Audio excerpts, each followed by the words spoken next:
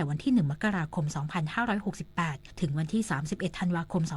2570 ซึ่งถือเป็นครั้งแรกในไทยนั้นเพื่อเตรียมความพร้อมสร้างการรับรู้อย่างกว้างขวางจึงได้ดำเนินการเปิดตัวการจัดกิจกรรมขึ้นทะเบียนศิลปินผู้เป็นเจ้าของงานศิลปะด้านทัศนศิลป์ตามมาตรการภาษีเพื่อสนับสนุนการซื้องานอย่างเป็นทางการในวันที่ 14 มกราคมเวลา 10:30 น.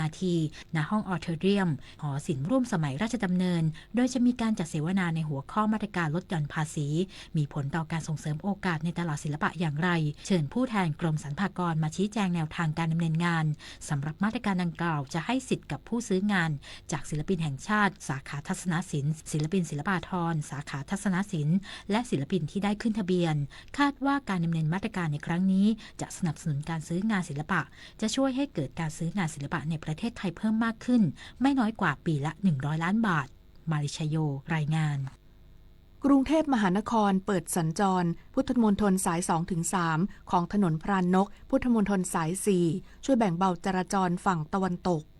นายวิษณุทรัพย์สมพลรองผู้ว่าราชการกรุงเทพมหานครกล่าวว่าจากการติดตามการเปิดใช้ถนนพรานนกถึงพุทธมณฑลสาย 4 โครงการต่อเชื่อมถนนพุทธมณฑลสาย 2 ถึงถนนพุทธมณฑลสาย 3 ซึ่งเปิดให้บริการตั้งแต่วันที่ 10 มกราคมพบว่าการตีเส้นจราจรไหลทางขอบทางบางจุดยังไม่ค่อยเรียบร้อยจึงสั่งการให้ได้ดำเนินการให้แล้วเสร็จทุกจุดเพื่อความปลอดภัยของประชาชนโดยกรุงเทพมหานครได้จัดเปิดใช้เส้นทางถนนพรานนกถึงพุทธมณฑลสาย 4 ได้แก่วันที่ 10 มกราคม 2569 เปิดให้สัญจรทิศทางจากถนนพุทธมณฑลสาย 2 ไปถนนพุทธมณฑลสาย 3 และวันที่ 31 มกราคมนี้จะเปิดให้สัญจรทิศทางจากถนนพุทธมณฑลสาย 3 ไปถนนพุทธมณฑลสาย 2 ขณะเดียวกันสะพานข้ามถนนพุทธมณฑลสาย 3 ได้เปิดใช้งานแล้วเมื่อปลายเดือนตุลาคม 2568 ที่ผ่านมาช่วยเพิ่มความคล่องตัวในการเดินทางและเชื่อมต่อโครงข่ายถนนสายหลักในพื้นที่ได้อย่างมีประสิทธิภาพสำหรับโครงการต่อเชื่อมถนนพุทธมณฑลดังกล่าวเป็นโครงการก่อสร้างถนนคอนกรีตเสริมเหล็กขนาด 8 ช่องจราจรระยะทางประมาณ 3.4 กิโลเมตรพร้อมก่อสร้างทางแยกต่างระดับ1แห่งสะพานข้ามคลอง2แห่งรวมถึงระบบระบายน้ำระบบไฟฟ้าแสงสว่างป้ายและเครื่องหมายจราจรปัจจุบันโครงการดังกล่าวมีความก้าวหน้ากว่า90%ชวิสาประทุมมารายงานจบข่าวจันทิมาเจษฎาจิตพัฒนาอ่านรับฟังข่าวครั้งต่อไปเวลา 7 นาฬิกาติดตามข่าวที่นำเสนอไปแล้วได้ที่ www.thainews.prd.go.th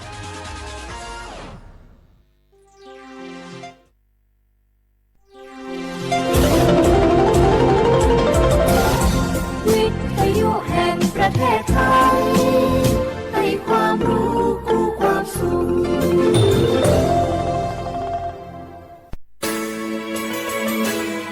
สถานีวิทยุกระจายเสียงแห่งประเทศไทยจังหวัดเชียงใหม่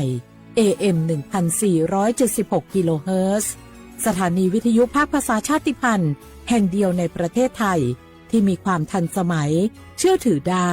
สร้างอัตลักษณ์กลุ่มชาติพันธุ์สู่สากล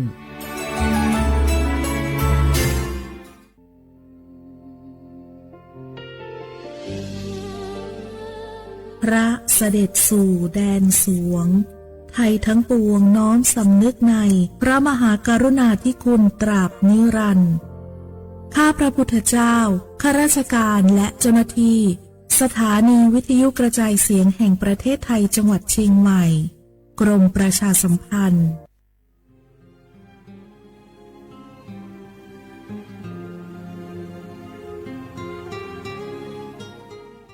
This is a moment of profound grief for the Kingdom of Thailand.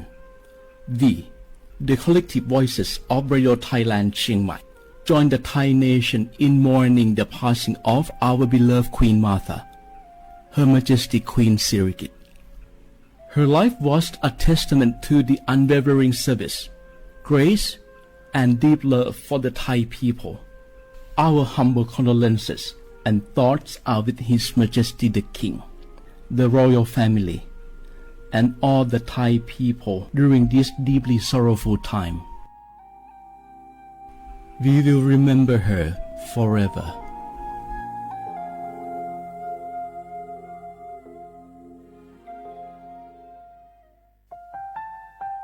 我努力苏是ถ้ามีคนแนวจามาอามุสานีมาอาคือที่ลีสร้างโง่วันนวัดมาอาคือแฝมากูวัดทัวมาทะเลชิควาลิปดูถ้ามีคนแนวจามาวันนูลิซูชิซาควาซาโปอามาคือตาโคเลทะเลนีมาจาจานีมาทะเลซาจางโง่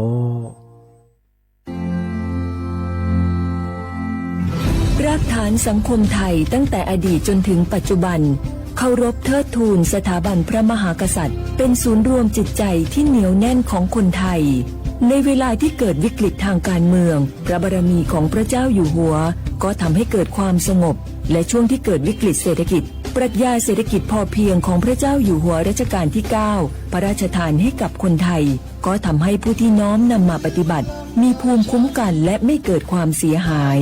พระปฐมบรมราชโองการของพระเจ้าอยู่หัวรัชกาลที่ 10เราจะสืบสานรักษาและต่อยอดและครองแผ่นดินโดยธรรมเพื่อประโยชน์สุขแห่งอาณาราษฎรตลอดไปพระมหากษัตริย์ไทยทุกพระองค์ทรงห่วงใยราชเสมอ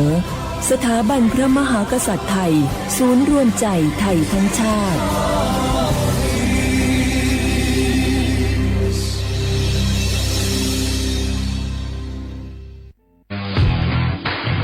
รัฐบาลไทยประกาศสงครามสแกมเมอร์รัฐบาลจึงได้ประกาศสงครามกับสแกมเมอร์ในฐานะที่สแกมเมอร์เป็นวาระแห่งชาติและในวันนี้ผมก็ได้ใช้โอกาสนี้มารายงานความคืบหน้าและเน้นย้ำถึงสิ่งที่เราต้องร่วมกันทำต่อไปรัฐบาลได้จัดตั้งคณะกรรมการอำนวยการป้องกันและปราบปรามอาชญากรรมทางเทคโนโลยีขึ้นมาโดยมีผมเป็นประธานด้วยตนเองเพื่อให้ทุกหน่วยงานทำงานไปในทิศทางเดียวกันเราได้มีการลงนามบันทึกความเข้าใจระหว่าง 15 หน่วยงานหลักทั้งภาครัฐและภาคเอกชนตลอดจนสถาบันการเงินเพื่ออุดช่องโหว่ทางการเงินและตัดเส้นทางเงินของกระบวนการอาชญากรรมเหล่านี้ให้สิ้นซากรวมพลังคนไทยต้านภัยสแกมเมอร์นายอนุทินชาญวีรกูลนายกรัฐมนตรี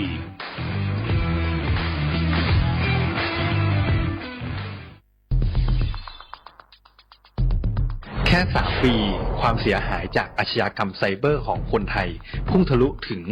94,000 ล้านบาทหรือเฉลี่ยปีละ 30,000 ล้านบาททุก1 ชั่วโมงเราเสียเงินกว่า 3.4 ล้านบาทให้กับมิจฉาชีพออนไลน์โจรไม่เห็นใจคนอาชีพไหนอายุเท่าไหร่สถานะทางการเงินแบบใดหมอพ่อค้านักธุรกิจนักเรียนแม่บ้านข้าราชการเกษียณทุกคนตกเป็นเหยื่อได้เสมอและวันหนึ่งอาจเป็นคุณหรือคนที่คุณรักเพราะจุดอ่อนร่วมของเหยื่อคือความเร่งรีบขาดสติหรือแม้แต่บางครั้งก็เกิดความโลภจนเกินไปอย่าปล่อยให้การกดคลิกเดียวลิงก์เดียวทำให้โจรยิ้มกว้างวันนี้ถึงเวลาแล้วที่คนไทยทุกคนจะต้องร่วมมือกันสร้างภูมิคุ้มกันอาชญากรรมไซเบอร์ช่วยกันหยุดก่อนที่ภัยไซเบอร์จะทำให้คนที่คุณรักและตัวคุณเองกลายเป็นเหยื่อ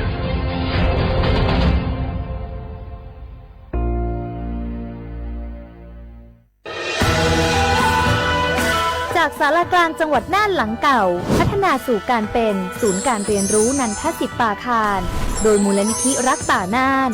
นับเป็นพระมหากรุณาธิคุณที่สมเด็จพระกนิษฐาธิราชเจ้ากรมสมเด็จพระเทพรัตนราชสุดาสยามบรมราชกุมารีได้พระราชทานนามนันทศิษย์ป่าคารอันหมายถึงอาคารแห่งความรู้ทุกแขนงของจังหวัดน่านภายในประกอบด้วยห้องนิทรรศการเฉลิมพระเกียรติรัชกาลที่ 9แสดงพระราชประวัติและพระราชกรณียกิจของพระผู้ทรงเป็นพลังแห่งแผ่นดินและต้นแบบของความเพียรรถพระที่นั่งอนุสรณ์แห่งการเสด็จเยี่ยมราษฎรในถิ่นทุรกันดารทั่วทุกภูมิภาคของไทยพิพิธภัณฑ์ศาลากลางจังหวัดน่านความทรงจำของอาคารหลังเก่าและการอนุรักษ์สิ่งสำคัญของเมืองน่านเทคโนโลยีกับมนุษย์จุดประกายความคิดสร้างสรรค์สู่การสร้างนวัตกรรมในอนาคตน่านซิมูเลชันแนวทางจัดการขยะที่ยั่งยืนเพื่อตระหนักถึงผลกระทบต่อสังคมเศรษฐกิจและสิ่งแวดล้อมห้องสมบัติน่านย้อนรอยสู่อดีตและความรุ่งเรืองของนครน่านผ่านเงินตราเครื่องเงินและผ้าทองเปิดให้เข้าชมฟรีไม่มีค่าใช้จ่ายตั้งแต่เวลา 9 นาฬิกาถึง 17 นาฬิกาหยุดทุกวันจันทร์และวันนักขัตฤกษ์ มาร่วมอนุรักษ์สืบสานสร้างสรรค์ศิลปะวัฒนธรรมและวิทยาศาสตร์ของเมืองน่านคุณค่าที่น่าภาคภูมิใจ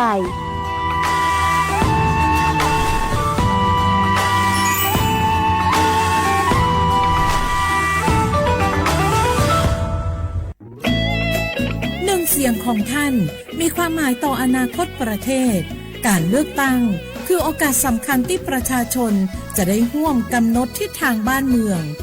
ขอเชิญชวนพี่น้องประชาชนผู้มีสิทธิ์เลือกตั้งทุกท่านออกไปใช้สิทธิ์เลือกตั้งปี 2569 เลือกคนดีเลือกผู้แทนที่ตั้งใจทำงานเพื่อประโยชน์ของประชาชนบดีปล่อยให้เสียงของท่านเงียบหายเพราะประชาธิปไตย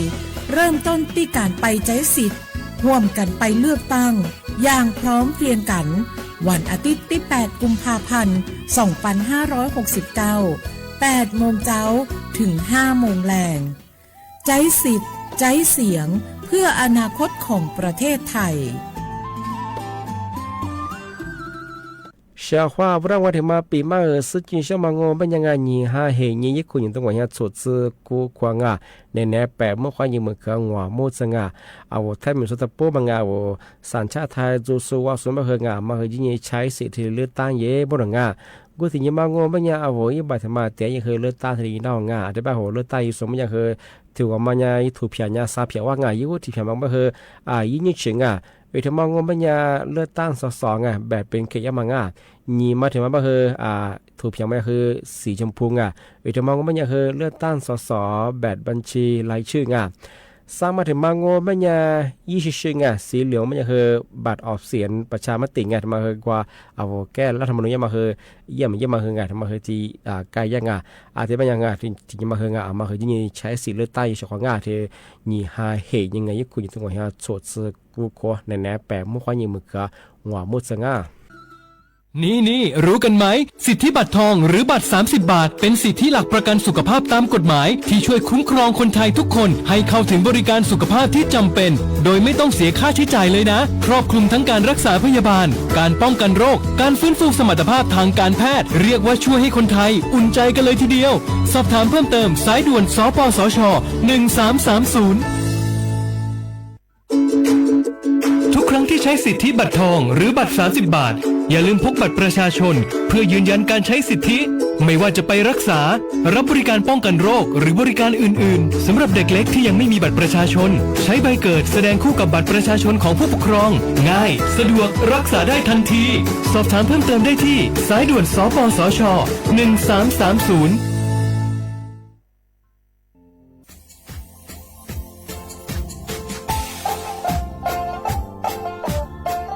น่าถึงมาปีมาซึ่งจีนชมังโงมันยาคณะรัฐมนตรีไงมีมติยากกว่าอยู่หัวมองเมื่อเหือนยากุลาซื้อหาหนีซื้อกูยังไง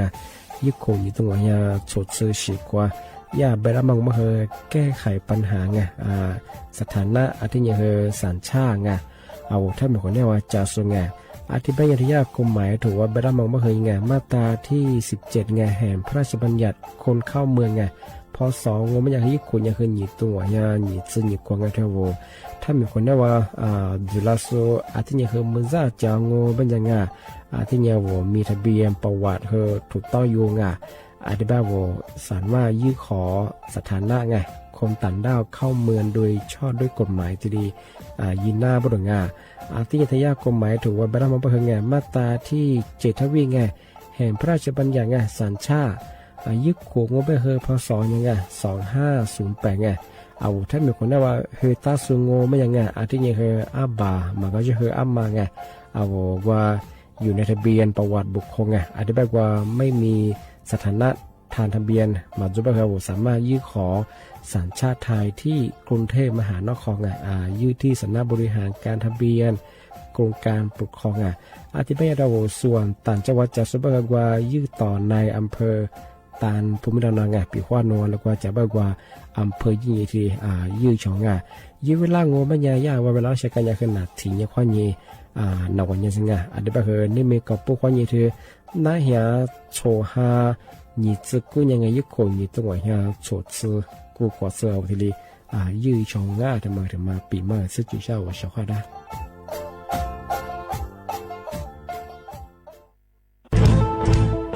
ชียร์ว่าบุกอามาสนใจลงโฆษณาทาสถานีวิทยุกระจายเสียงแห่งประเทศไทยจังหวัดเชียงใหม่อาวสถานีวิทยุของบัญญัติยี่เสียคือคือเสืออาทิเยยี่สัญญาณก็คือหูยาคือยิบเป้งเทวพื้นที่จังหวัดเชียงใหม่ยังอาทิปัญญามาสนใจลงโฆษณาอยู่ช่องบัญญาติดต่อที่สวทเชียงใหม่ยิบเบอร์โทรบัญญาคือ053-276-0685อาทิเย0922468579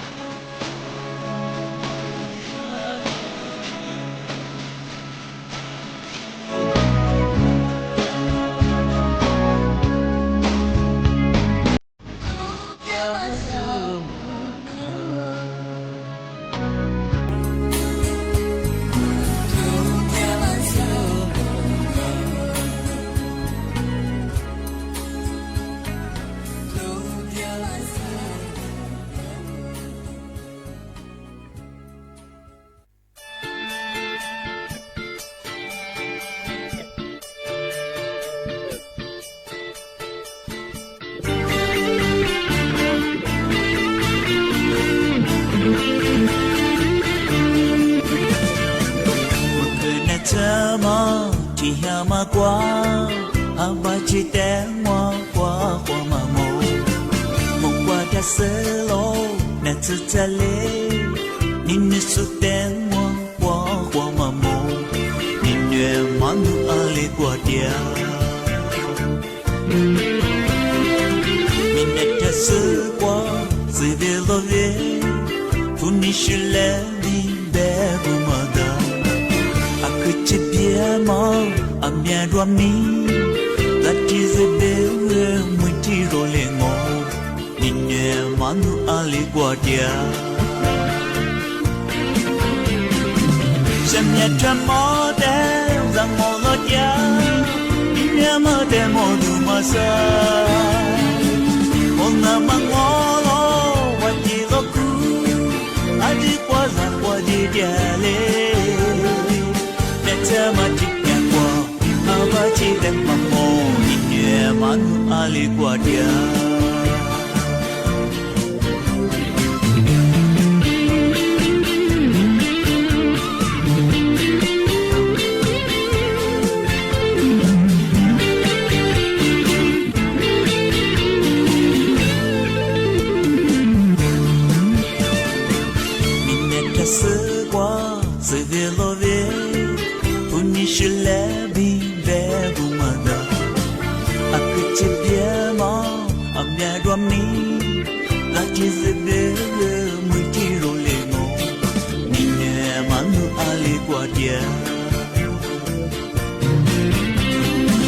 ฉันอยากจะมองแต่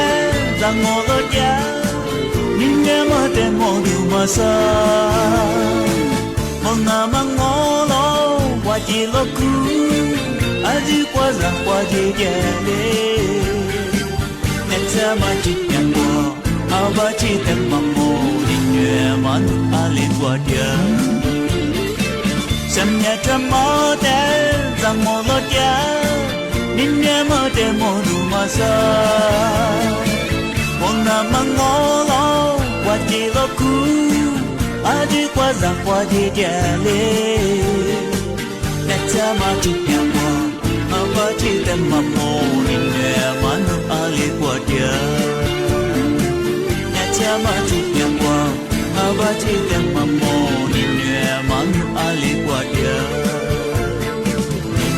มันอะไรกว่าเดียว小花娃们那边嘛，俺们这边别人说，那面拍叶子拍别来别人，啊可讲哎，俺家嘛吃别人，啊我为什么吃，可都是别人哎，啊都套过，都吃我别人，俺他妈个地子啊，啊我这边嘛我们小花娃，为什么是都套嘛我过，可都是别都套嘛我子哎，这边嘛个别小娃吧，小伙呢可嘛还别。该那个面，老出年的叶子这边也那个那么面，啊，小人别人不想哈早的是我那装么哎，这会别人想哈早我那装么呀，吃喝连嘛，里边那么这嘛，也没可想哈现头，这边我喜欢那个地么哈嘛碰拍装么我别人碰干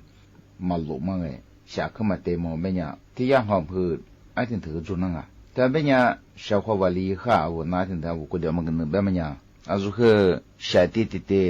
咋多么的和哈咋？阿家是了多么快好哎，为什么啥都套过呢？阿这么和地址转那个阿如啦？该这边过小伙娃的火花我们呀，那以后呢都不给了我们呀，这个和嘛啥嘞哎？我们呀阿拉我做生意别的哈里过，该那次和嘛这和哈连去个抓，阿为阿地话我很难哎，这个嘛吃一么帮我们呀。阿家是了咪咪多哎，俺他妈和这嘛是和多嘛的和拉哈里那，个和阿我那么年的根本有个可乐你子你嘞，俺他只和阿我吃和多嘛，是这么个里边那嘛像汉大，俺听头么年我和嘛表的不当么年可乐你子你嘞俺他只和。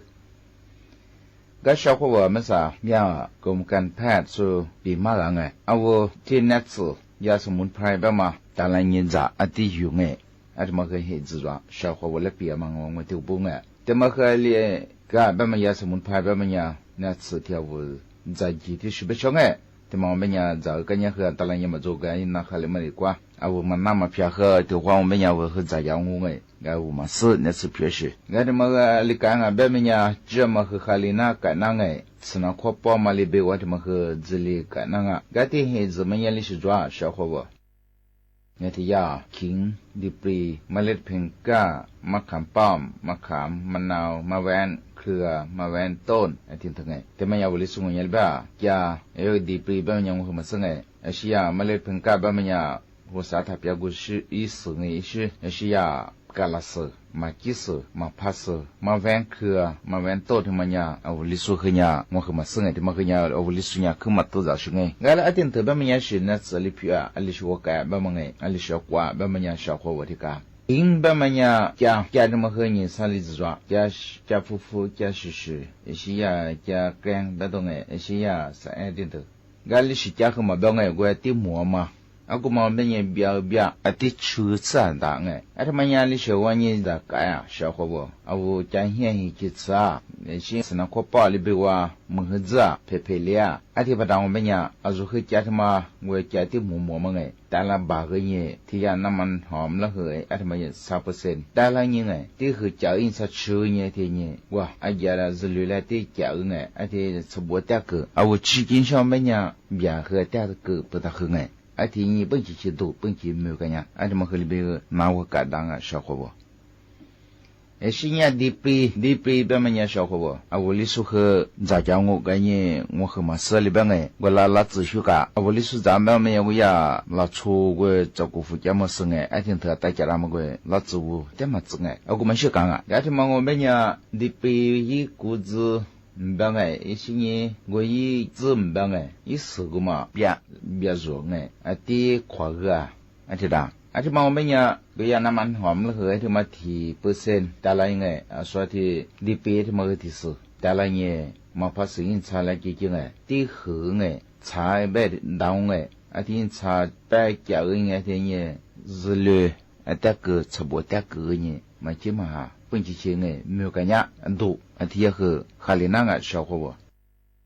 แต่ชื่อคือที่จะเพก้าบีงูยามะลิไม้ชื่อยามะลินไม้ลินฟ้าอันนี้เถอะที่ทำไมยังเป็นคนชาวเขาบอกว่าจะเป็นยี่อีสื่อเรื่องอะไรเนี่ยจ้าไอ้ยี่หมูก็เลยยี่ชื่อกูมันยังจ้าได้ชื่อมันมาซึ่งไงนั่นคือเพื่อชื่อก็คือพามเนี่ย我เป็นยังสู้แต่ละยี่แก่ตัวยินชากูมาอาชีพแบบกูดิช่วยไก่ดูที่เบบมันเป็นยังเจ้าสนักขวดบ่ลิเบลไงอันนี้เถอะไก่อ่ะก็说别人小伙伴ที่บ้านไง一十个嘛意思ที่就是带来呢อาจจะ和300มิลลิลิตรที่里嘛背ไงไอ้ที่ก็ยี่จ้าอะไรที่จมูก吃จ้าไงไอ้ที่เนี่ยที่นี่สาหัวดูไอ้ที่ยังมา和เอาเจ้ามาไอ้สิ่งนี้是那块包嘛里边ว่า好两个说的บ้างไงก็小伙伴和สิ่งไงแต่ชื่อคือที่จะมันยังเป็น小伙伴ที่มันก็ยามาขันป้อมกาลสุที่เป็นมันยังยาสัญญากามันลู่การทวดการโดดไอ้ที่คือบ้างไงก็ที่จะมันยังเป็น小伙伴กาลสุที่มันเป็นยังวิตามินซีกูมาอย่างอ่ะยาสุสันต์ชื่อไอ้小คือ说我เป็นยังก็ยี่สิบคือเนี่ยเอาจากไอ้ที่ชื่อคือจู่ไงไอ้ที่ด่าก็ที่มันยังอะไรชื่อนี่กว่าเอาจ้าไอ้สิ่งเนี่ยเอาไปว่าลิเบกาลิเบว่าสนักข้อปอดาลิเบียคือการยาไปชิสนักข้อกูมาคือป้องอ่ะแล้วยาสวัสดิ์ยากาลสุดที่มองมันเป็นยาสวิตามินซีกูมันมีแต่ว่าเป็นยายี่กูสนักข้อกูมาซื้อที่จะเป็นยาบุมันหลายเย่จุดดูอ่ะเป็นช่องอ่ะเอาหน้าหัวกลางเป็นยาเอเชื่อคือยาลิเบียว่าคือเลียลิเบียนักยินนักปอกคือชาขลียงอ่ะก็ว่าจ้ามันคือยาเป็นงอยยี่จุดจ้าชอบที่ว่ามาที่ซื้อนี่ซื้อซื้อที่ไอ้ที่ว่าที่มึงก็คือแบบว่าที่คือยังไงสมบูรณ์ที่จะตักคือเอาหัวขดาวไงไอ้ที่จะที่นี่มันยังสาลิขวาที่จะเอาเป็นยาคาลินะที่มันคือไงนั่นสุดยอดชาวเขาที่เบบมันเป็นยาเนื้อปันนี่จะนักจะคาลิดูชาวเขาสนักการดูอีจิมีน้ำมันคือจะคาลิสุดเป็นไงก็ที่มันคือยามัวจะกุญแจสุขมาชินีวิตามินซีเป็นมันยาหยางหัวสุดเป็นไงแต่สิ่งที่จะชาวเขามาขามมากิสมากิสที่มันงูเป็นยาเกลืออามาที่จะเป็นยาเชื้อเชื้อจ้าเกลือมันเป็นยาสุนัขจะก็ส่งงูเป็นยาเอามือหื้อสนักข้อกูมาแล้วจิเลียงอ่ะแต่เป็นยาเอากูยี่จิได้แต่ละยังไงชาวบ้านตัวจ้าสิ่งนี้ยินชาดัวยินชาจิยินตัวคือชาวบ้านคือแต่ก็ไงอันที่มันคือดาวอันที่ยังมันคือไงที่มันคือเนื้อสุพิยาแต่ชื่อคือที่จะมันยังเป็นชาวเขามะนาว嘛怕死的嘛我别呀，啊我咋讲我嘛很爱，或者各个小杂老子个地杂我偏个各杂。越是发展什么呀？俺们和嘛怕死来怎么？来嘛怕死的嘛，我咱们我偏我面来配白过嘛啊，那次票，他妈20年那次票，小伙我的讲哎，这就是白了嘛我别呀，嘛怕死的嘛我别哎，小伙我。啊我这里边拿是那块里边包，而且把当我别讲过，啊我家是留了当家2年1年吃不喝的个年不几千没不几多，而且也没人喝量。现在就叫我过的在说牌子到户家送哎，10年嘛我别讲那吃这个哎，还去花哎小伙不，还去花和咋来嘛？啊里一张还去花别讲，别花嘛怕死的是吃个，而且别讲日流和啊那个嘛怕死人吃面那个，而且人吃不喝的个，而且呢我还去各国家的怎么哎，们都各户，而且提课里都各户教哎，而且别人我去花嘛和喝了，咋和咋做哎，而且咋和的做怎么样？现在在水体子小伙不，嘛怕死他妈这个我们也不有面子拽。嘛怕死他妈的个小伙吧，啊我咋个在是我和我印擦车个过不呀？啊我也或者我印擦车嘛得了年啊，啊我的我黄本呀我来拍米路呀，木也是一呢，你没呢个嘛，才表示是个吃嘛货，而且也是一呢的我个吃嘛货本呀，嘛闹的嘛大了年个白茶个年天你吃货一样哎，而且嘛和胡样啊，俺的嘛和实验哎小伙吧，嘛那白天怎么样嘛怕死他妈呀，说做派本呀是不是子哇，那吃的嘛不少。但是个的怎么样小伙他们和呀嘛玩课嘛玩ต้น嘛玩课别么一扎也是呀嘛玩一直装他们和那次票哎他们呀是那次票别么样啊我只能夸日里头只能夸嘎东哎别夸我里边我这边别么呀知里边想别只能夸包啊的啦干嘛玩他们我们呀啊的夸啊一是去旁边的我们呀啊我给我们带了年了我是吃死的了呢，第一和有呢的呢，因吃吃呢的呢，吃不啊的大家呢，我找到都打电话嘛，是呢吃进上面不得和这个，而且呢不几钱没有感觉不几多，啊这么和里边拿喝了，听听小伙我做饭半天等呀，俺打那么做，啊我那次嘛1万年我听你在讲哎。条么呀，我一那次货物咋不走嘛？啊，我顶头咱们呀，啊我居然把我一横的他改单啊，小伙不？刚我和那来别个那次那米这个爱司机是不是办哎，啊他和抓小伙不？咱们也小伙我和嘛姐嘛哈，慢慢人哎，我和那次的是这个我们也是门牌这个本期去花大了呢。比嘛个小伙不啦？现在小伙我嘛是适合的我哎，适合当我白娘，虽然嘛个和头发了，他是他的我哎，虽然得比嘛个，啊我大陆一两哎，啊嘛里是适合说了出天南哈里啊，说了出些面的嘛咱们和大陆咱们个小伙不？天俺们呢我从下裤子哎，我就过着去，啥拉路一去。俺拉出来说提这个别年他们也大陆的嘛不少，哈哎吃一，说和吃一肉，啊如何大陆我哎。啊，就啊，我那个คือบ่สมองอ่ะที่เลยปีมากงะที่แบกละมาหาคือค่าเสียของงะอยากจะไปละงอเป็นยังไงอ่ะ就是ละมาค่าส่งบ่คือกูดูกูมีเหตุกับตุญวางะถ้า就啊我benช่วงอ่ะ就จะจะเฮงะจะดูงอมาพาสดงอที่เลยชาดูบ่คืองะ就กูจะคือสิเนี่ยที่เลยค่าละงะจะมาคือที่เลยลุละงะที่มาคือค่าที่เป็นยาโซชีฮาวที่เลยเบจเลงบังงาโซที่เลยตายชงงาจะจะเป็นยาโซกูดูคือที่เลยกว่าชีวงงาที่เป็นยามาซาโซลิสุงโดยมายิ่งเวลาเฮยจือกูเลี้ยงโซชีฮาวนั่นน่ะโซที่ว่าลิที่ว่าแต่เฮคือบ่มซามงาเฮโซชีจอมาฟะซาชีซาควาเฮน่าเพียนมีรัดจุงาฟะซาชีซาความีอ่ะขโมยเจชีฮาว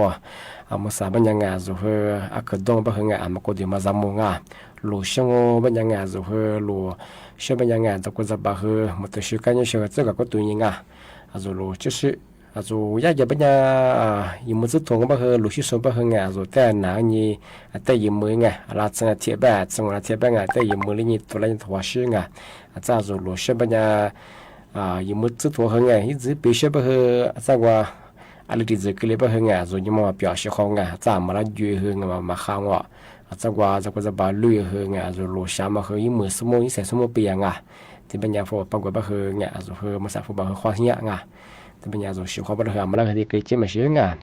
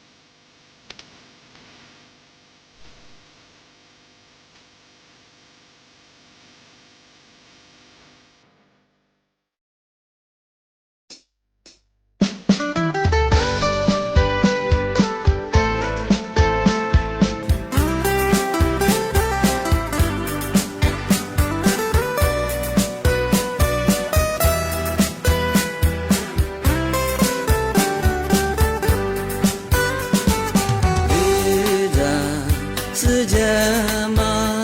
你说努得里我，爱过这样啊咪，你那么努得，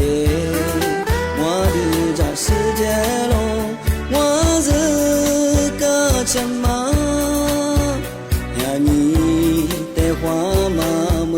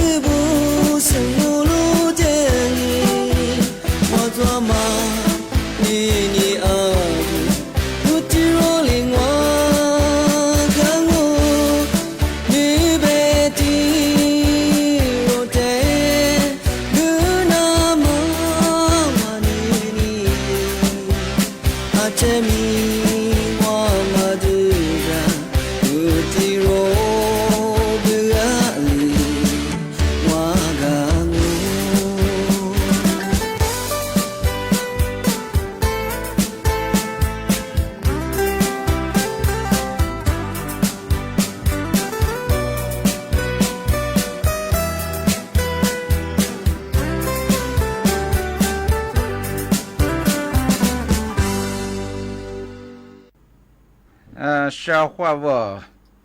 呀拿来的别个呗，你什么个你啊？我20年初级的嘛，也蛮多的嘛，也做努力那嘛。小伙我了出边么呀？咋过呢？喜欢的很哎，咱们过嘛嘛还是咱我们呢也蛮的哈。也的也蛮的，怎么我们呢嘛还蛮一下，阿里是抓，也蛮多别么样哎。也是对出边的吧哎，咋个那次过嘛也蛮嘛，干的嘛也没啥小伙我也出去过嘛也旁边的我们呢，20老出家过就和人吧，苏尼坡啊，我来什么火坑哎，所以也没参加สังคมสุรังชุมชนแบบไงสุรังเกียรติยังอ่ะมาหัวคือเราชุกมาแบบเนี้ยไอพี่เอาลิสุญญาได้แบบไอพี่ขี่แบบไอที่เปียไอพี่ขี่ที่มันยังแบบ我小伙我มาค่ะแต่ว่าจุดนี้แบบ我一下顺แบบ一得顺แบบ一无顺แบบไอ是有个去苏亚嘛和的我在苏亚嘛和的我一嘛做他一他挂我一做顺的个แบบเนี้ย那他们那个阿妈个10年吧3年嘛吧那个一去个一嘛几个嘛我แบบเนี้ย我喜欢的过咋啥哩我们也得干小伙我啊可就嘞哎有多嘞他妈我说话呢别么这个的话呢那把那这是那个我估计个老哎啊咱没可拿到只拿到啊咱มาเลงดง哎啊在ปอดก็มาเบียวดง哎อี想还陪就嘛个啊的看这别别嘛呢这过来怎么那个呗嘛吃怎么个吃训练嘛样啊的话一买的被人吃风闹那里边啊的看啊可把啥了被人的话呢秘密录音找哎刷个地咋刷个说个裤子嘛啥都过的被人呀还是被人啥都给被人么怎么就这个你还没双门一方嘛就这个被人啊连一天你拉出骨头这就这个你拉出鱼胶但我被人嘛看哎也是对的嘛出去皮的嘛到最近别的我小伙我就做看人哎啊我拉出别么呀拉出这边都是拉嘛啊都是乌拉木拉他们啊爸爸妈妈令我过吃过之后啊嘛乌拉噶我后来后家的子嘛啊里的话是这样哎照片画个啥再加个啥被那次那米画下个嘛哎咱们当啥个咋我出摸咋个人家来学人家喝个早啊的干嘛来的啥对吧没有了出去过来的么呀他我过别接哎就做个好乌拉木拉接啊乌咱你做了很听我小伙我对嘛我们呀就做过是对人啊俺嘛干嘛我没他挂也是维护水米水都送得的我他一来啊我不我是他的啥我为了出边我的这个妹妹啊的嘛我们呀为了做的面对嘛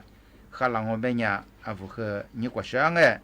也是对的嘛我们呀他干呀他10年干呀我们呀是那个也是对这个那边嘛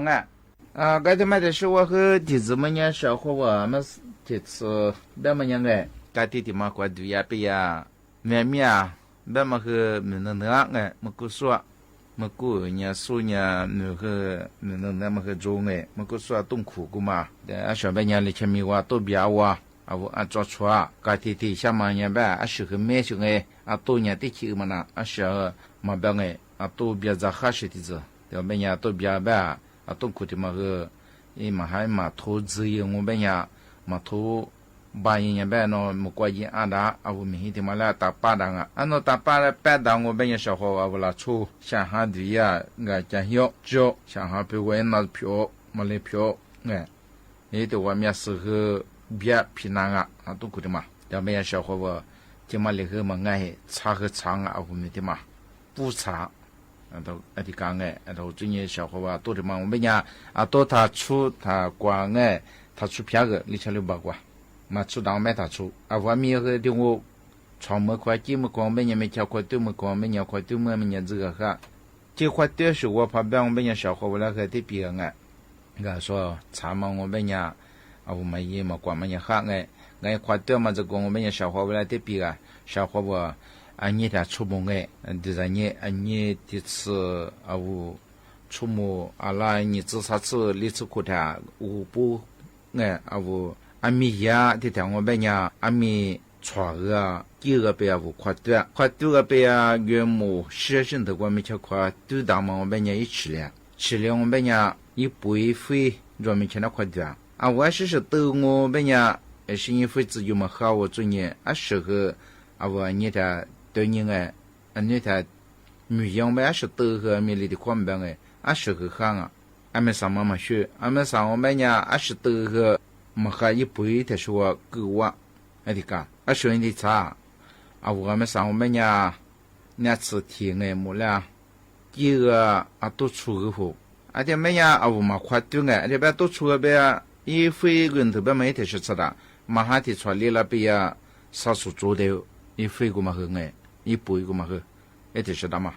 对我家我一到我们家又多了到这一口空我们家一回没到，对我们家啊是都么我咋。啊，可么好嘛？这是长哎，对么呀？小伙我啊，我一般让我们人哎，我的话对么人这个好哎，其实啊，我一回个嘛，我别个人哎，是呢啊，我这个路我都和一块做啊，我反正别么的不知别么的跟么我录音我们呀，我实际和一我服装啊，是呢你这边么个人我啊，第一波的妈妈别么不多这呢，但是个啊，我们的么和么差，我都么出。合ยังไงแต่ว่าไม่อยาก小伙不合อันนี้แต่ชั่วโมงมีตามมาแล้วมีอะไรที่จะเนี่ยที่สิ่งอย่างไง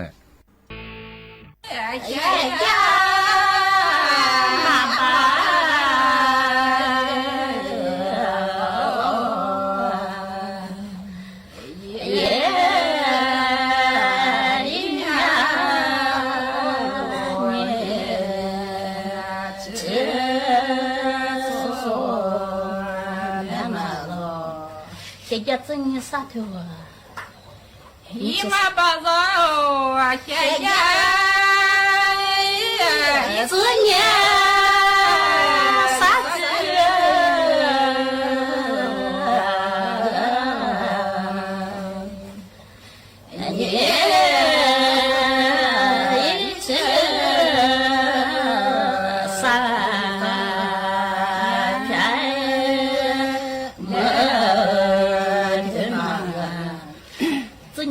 弄色十片的弄过，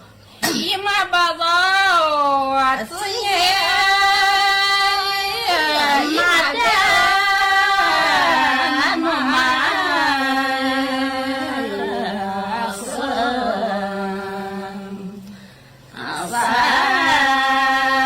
一片妈的。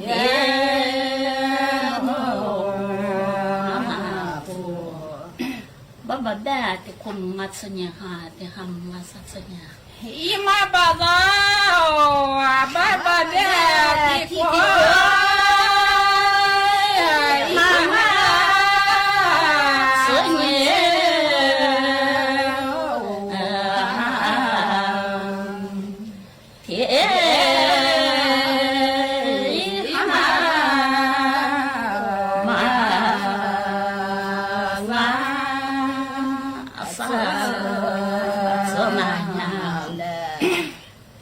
爸爸的吃年哈嘛那么多，啥吃年嘛那样多。姨妈把肉啊，爸爸的吃年，姨妈妈你嘞。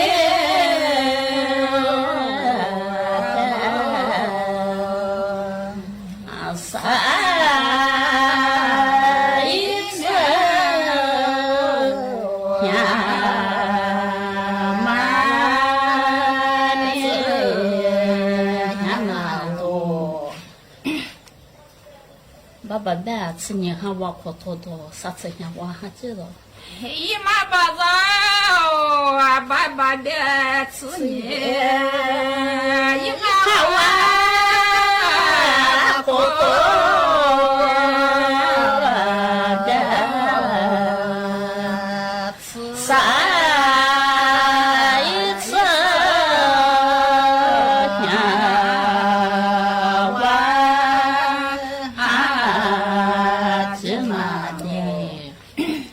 爸爸的可多吃几道都，还这。姨妈把肉啊，爸爸的可多吃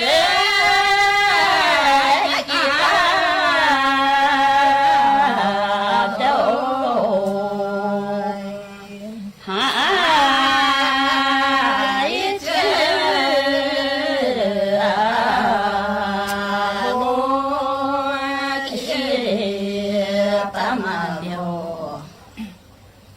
妈把肉喝什么吧？说那肉喝什么？姨妈把肉啊，妈把肉喝什么？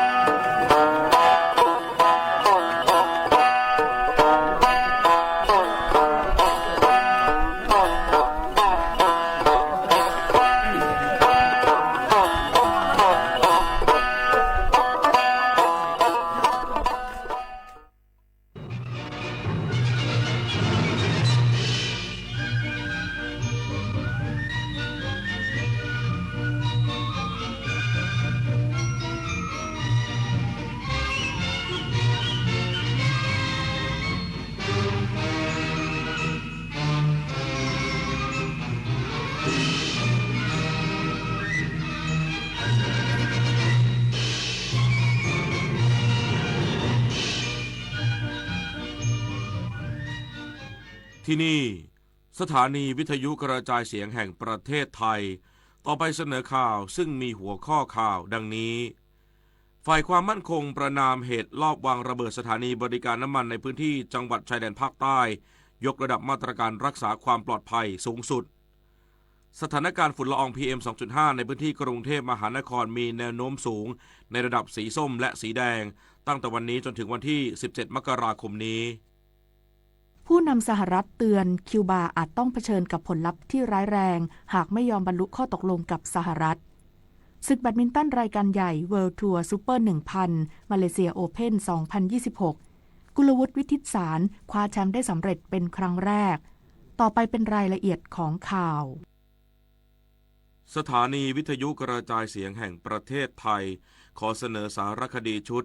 สมเด็จพระนางเจ้าสิริกิติ์พระบรมราชินีนาถพระบรมราชชนนีพันปีหลวงพระผู้เสด็จสู่สวรรคาลัยวันนี้เสนอตอนมูลนิธิส่งเสริมเด็กและสตรีมุมมองแห่งความเสมอภาคสารคดีชุดสมเด็จพระนางเจ้าสิริกิติ์พระบรมราชินีนาถพระบรมราชชนนีพันปีหลวงพระผู้เสด็จสู่สวรรคาลัยสมเด็จพระนางเจ้าสิริกิติ์พระบรมราชินีนาถพระบรมราชชนนีพันปีหลวงทรงดูแลและพัฒนาเด็กสตรีและคนชราด้วยการส่งเสริมอาชีพเพื่อให้มีรายได้เพิ่มทรงนำงานหัตถกรรมพื้นบ้านอาทิงานจักสารงานทอผ้าไหมงานปักผ้าซึ่งเป็นงานฝีมือที่ราษฎรสามารถทำเองใช้เองในท้องถิ่นมาพัฒนาให้เป็นอาชีพเสริมสร้างรายได้จุนเจือครอบครัวได้อย่างยั่งยืนผ่านการดำเนินงานของมูลนิธิส่งเสริมศิลปาชีพในสมเด็จพระนางเจ้าสิริกิติ์พระบรมราชินีนาถพระบรมราชชนนีพันปีหลวงนอกจากนี้ทรงจัดตั้งสถาบันสิริกิติ์ซึ่งทำหน้าที่เป็นศูนย์กลางในการฝึกอบรมราษฎรที่ทรงรับมาจากครอบครัวชาวนาชาวไร่ผู้ยากจนไม่มีที่ทำกินทรงจัดหาครูและราษฎรที่มีฝีมือดีมาถ่ายทอดงานหัตถศิลป์ให้ชนรุ่นหลังสามารถสร้างรายได้พร้อมสืบสานภูมิปัญญาท้องถิ่นนอกจากนี้ทรงพัฒนาเยาวชนในถิ่นทุรกันดารพระราชทานทุนการศึกษาและฝึกอาชีพให้แก่เยาวชนชนเผ่าให้สามารถพึ่งตนเองและกลับไปช่วยพัฒนาชุมชนบ้านเกิดด้วยพระราชปณิธานอันแน่วแน่นี้ช่วยสร้างโอกาสอันมีค่าให้แก่เด็กและสตรีในทุกพื้นที่ให้มีชีวิตความเป็นอยู่ที่ดีขึ้นด้วยทรงตระหนักว่าความเสมอภาคและเท่าเทียมคือรากฐานของสังคมไทยที่มั่นคงและผาสุกอย่างยั่งยืนฝ่ายความมั่นคงประณามเหตุลอบวางระเบิดและวางเพลิงสถานีบริการน้ำมันในพื้นที่จังหวัดชายแดนภาคใต้พร้อมยกระดับมาตรการรักษาความปลอดภัยสูงสุดและเร่งติดตามผู้ก่อเหตุมาดำเนินคดีตามกฎหมายกองทัพบกประณามเหตุลอบวางระเบิดและวางเพลิงสถานีบริการน้ำมันรวม 11 จุดในพื้นที่จังหวัดปัตตานียะลาและนราธิวาสเป็นการกระทำอันไร้มนุษยธรรมของกลุ่มผู้ก่อเหตุรุนแรงส่งผลกระทบโดยตรงต่อความปลอดภัยในชีวิตทรัพย์สินและระบบสาธารณูปโภคของพลเรือนถือเป็นการมุ่งสร้างสถานการณ์ความรุนแรงความหวาดกลัวและบ่อนทำลายความสงบสุขในพื้นที่จงใจละเมิดกฎหมายอย่างร้ายแรงเช่นเดียวกับกระทรวงกลาโหมแถลงการเรียกร้องให้ทุกภาคส่วนร่วมกันปฏิเสธการใช้ความรุนแรงทุกรูปแบบและแจ้งเตือนไปยังผู้ที่ให้การปกปิดพักพิงสนับสนุนหรือให้ความช่วยเหลือใดๆแก่กลุ่มผู้ก่อเหตุไม่ว่าทางตรงหรือทางอ้อมซึ่งถือเป็นผู้ร่วมกระทำความผิดตามกฎหมายด้วยโดยขอความร่วมมือจากประชาชนแจ้งเบาะแส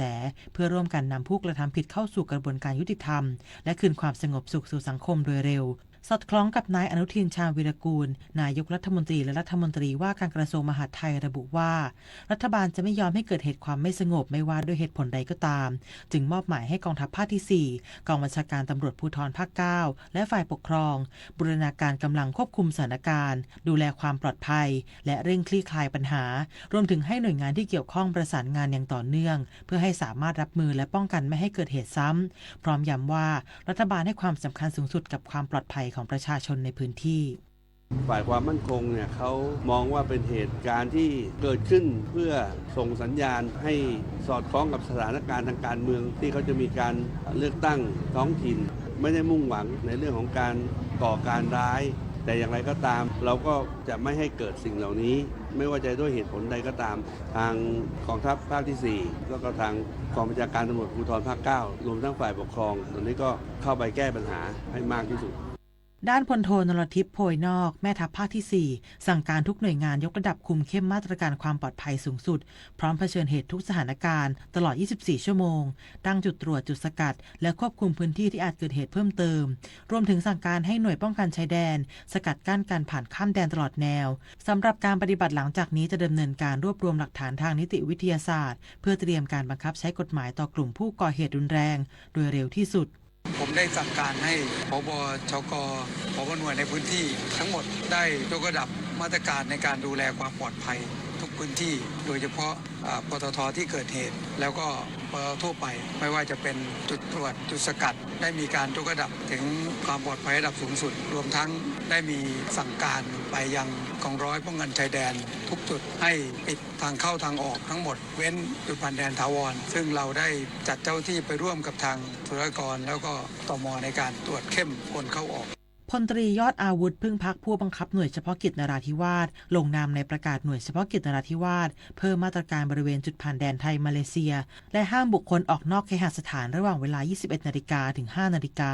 ส่วนการติดตามผู้ก่อเหตุมาดำเนินคดีพลตำรวจเอกกิตติรัตน์พันเพชรผู้บัญชาการตำรวจแห่งชาติสั่งการด่วนให้กองบัญชาการตำรวจภูธรภาค 9เร่งตรวจสอบและสืบสวนสอบสวนเหตุกลุ่มคนร้ายที่ก่อเหตุความไม่สงบมาดำเนินคดีโดยเร็วและให้ยกระดับมาตรการรักษาความปลอดภัยทุกมิติรักษาความสงบในพื้นที่เพื่อสร้างความเชื่อมั่นให้ประชาชนชวิสาประทุมมารายงาน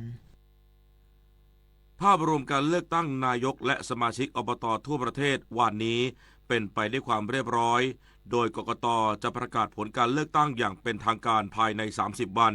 หากไม่มีเหตุทุจริตและการร้องเรียนว่าที่ร้อยตรีภาสกรสิริภักขยาพรรองเลขาธิการคณะกรรมการการเลือกตั้งหรือกกต.กล่าวว่าการเลือกตั้งสมาชิกสภานายกองค์การบริหารส่วนตำบลหรืออบต.ทั่วประเทศเมื่อวานนี้มีผู้มาใช้สิทธิ์เป็นจำนวนมากในหลายพื้นที่ภาพรวมเป็นที่น่าพอใจและเป็นไปด้วยความเรียบร้อยโดยมีการทำผิดกฎหมายเลือกตั้งบ้างเช่นการฉีกบัตรเลือกตั้งเนื่องจากการหมายเลขผิดและต้องการเปลี่ยนบัตรใหม่ทั้งนี้หลังปิดหีบเลือกตั้งทุกหน่วยเลือกตั้งได้นับคะแนนทันทีทำให้ทราบผลคะแนนอย่างไม่เป็นทางการของแต่ละหน่วยส่วนการประกาศผลการเลือกตั้งอย่างเป็นทางการกกต.จะดำเนินการตามกรอบกฎหมายโดยประกาศผลภายใน30วันสำหรับพื้นที่ที่ไม่มีการร้องเรียนหรือพบเหตุการณ์ทุจริตและไม่เกิน60วันสำหรับพื้นที่ที่มีการร้องเรียนหรือต้องมีการเลือกตั้งใหม่เพื่อตรวจสอบให้เกิดความสุจริตและเที่ยงธรรมปฏิพล สถพรหมารายงานธนาคารแห่งประเทศไทยชี้แจงสาเหตุที่มีการถอนเงินสดสูงผิดปกติเนื่องจากประชาชนกังวลมาตรการอายัดบัญชีม้าซึ่งขณะนี้กลับสู่ภาวะปกติแล้วธนาคารแห่งประเทศไทยหรือธปท.ชี้แจงกรณีที่มีกระแสข่าวการถอนเงินสดที่สูงผิดปกติช่วงเดือนกันยายน 2568 ว่าการเบิกถอนเงินสดที่สูงผิดปกติเป็นผลจากความกังวลต่อการขยายผลของมาตรการอายัดบัญชีม้าที่ทำให้ประชาชนถอนเงินสดออกมาเก็บและใช้จ่ายแทนการทำธุรกรรมผ่านบัญชีออนไลน์อีกทั้งร้านค้าหลายแห่งก็หันมารับชำระค่าสินค้าเป็นเงินสดมากขึ้นโดยสถานการณ์ดังกล่าวเกิดขึ้นเป็นช่วงสั้นๆและการชำระเงินของประชาชนได้กลับสู่ภาวะปกติแล้วตั้งแต่เดือนตุลาคมสำหรับการดูแลปริมาณเงินสดที่อาจเพิ่มขึ้นผิดปกติในช่วงการเลือกตั้งที่กำลังจะมาถึงธปท.ได้ติดตามสถานการณ์อย่างต่อเนื่องใกล้ชิดโดยธปท.จะบริหารจัดการควบคุมการสำรองเงินสดให้อยู่ในระดับใกล้เคียงกับช่วงเดียวกันของปีก่อนเพื่อรองรับความต้องการใช้จ่ายที่แท้จริงของประชาชนไปจนถึงช่วงเทศกาลตรุษจีนรวมทั้งได้ประสานกับธนาคารพาณิชย์ให้ติดตามดูแลการเบิกถอนเงินสดที่ผิดปกติอย่างเคร่งครัดและรายงานธปท.ทราบกรุงเทพมหานครแจ้งเตือนสถานการณ์ฝุ่นละออง PM 2.5 มีแนวโน้มสูงในระดับสีส้มและแดงช่วงตั้งแต่วันนี้จนถึงวันที่17มกราคมนี้พร้อมยกระดับมาตรการรับมือขั้นสูงสุดเพื่อดูแลสุขภาพประชาชนกรุงเทพมหานครออกประกาศแจ้งเตือนสถานการณ์ฝุ่นละออง PM 2.5 มีแนวโน้มสะสมตัวสูงขึ้นตั้งแต่วันนี้ถึงวันที่17มกราคมนี้เนื่องจากสภาพอากาศปิดและการระบายอากาศต่ำพร้อมยกระดับมาตรการป้องกันครอบคลุม50เขตเพื่อความปลอดภัยและสุขภาพพี่น้องประชาชน โดยแบ่งเป็น 2 ช่วงคือวันนี้ถึง 15 มกราคมเป็นช่วงวิกฤตมีความเสี่ยงสูงในระดับสีส้มและสีแดงการระบายอากาศแย่มากฝุ่นจะสะสมตัวหนาแน่นในหลายเขตส่วนวันที่ 16-17 มกราคมสถานการณ์เริ่มคลี่คลายการระบายอากาศดีขึ้นแต่ยังต้องเฝ้าระวังฝุ่นตกค้างกรุงเทพมหานครจึงยกระดับมาตรการรับมือขั้นสูงสุดเพื่อลดผลกระทบต่อประชาชนดังนี้จำกัดรถบรรทุกขนาดใหญ่เข้าพื้นที่ทั้ง 50 เขตหากสถานการณ์เข้าขั้นวิกฤตขอความร่วมมือหน่วยงานและบริษัทเอกชนให้พนักงานทำงานที่บ้านระหว่างวันนี้และพรุ่งนี้เพื่อลดการใช้รถใช้ถนนตรวจจับควันดำอย่างเข้มงวดกรมทางหลวงเริ่มเก็บค่าผ่านทางมอเตอร์เวย์ M81 บางใหญ่กาญจนบุรีตั้งแต่เวลา 0:01 น.ของวันศุกร์ที่ 16 มกราคม 2569 ค่าผ่านทางเริ่มต้น 45 บาท สูงสุด 150 บาท